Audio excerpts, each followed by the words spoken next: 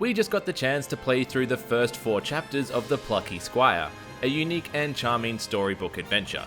Literally, it's all set in a storybook. Well, mostly. The story kicks off with you in the shoes of Jot, an adventurer and writer, and of course the titular Plucky Squire and star of the storybook that you're in.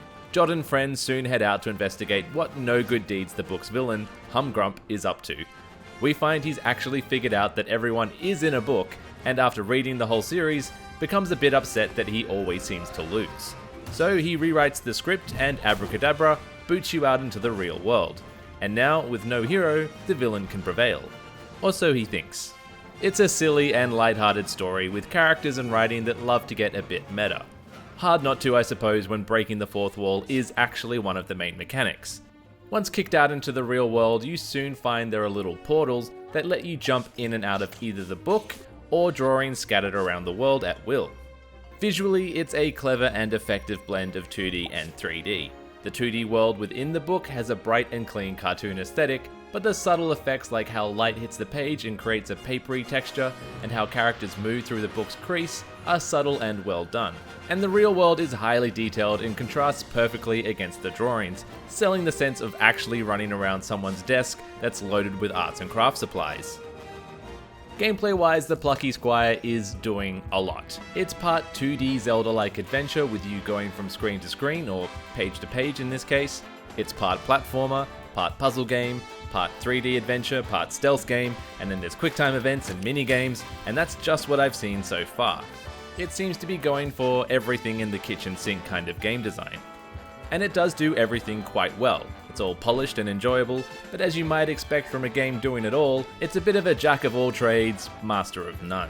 The combat, for example, is basic but punchy, with a simple slash move and satisfying dodge roll, but there are shops with upgrades for your weapons and new moves to unlock, so it does have some depth, but this isn't coming for Hades' lunch.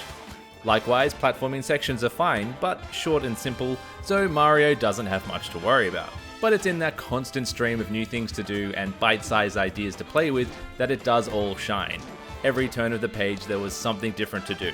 It's a game that's all about celebrating creativity. That creativity comes through most in the puzzles, which are actually the standout part of the game so far. As a writer, Jot can rewrite the book by whacking words loose, picking them up and rearranging them into other sentences. The book says the gate was shut, just slot the word open in there and on you go. And you even get the ability to jump out of the book and turn the page back to previous sections to find different words you may need. I was a little sad this mechanic is strictly a right or wrong deal.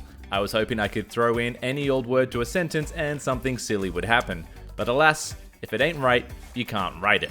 Still, it's the aspect of the Plucky Squire that I enjoyed the most.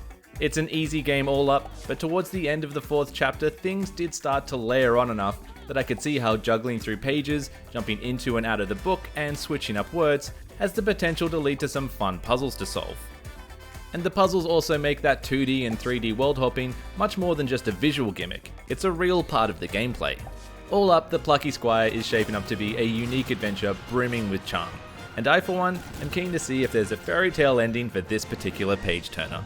The sun on their faces felt most pleasant as they continued on their way.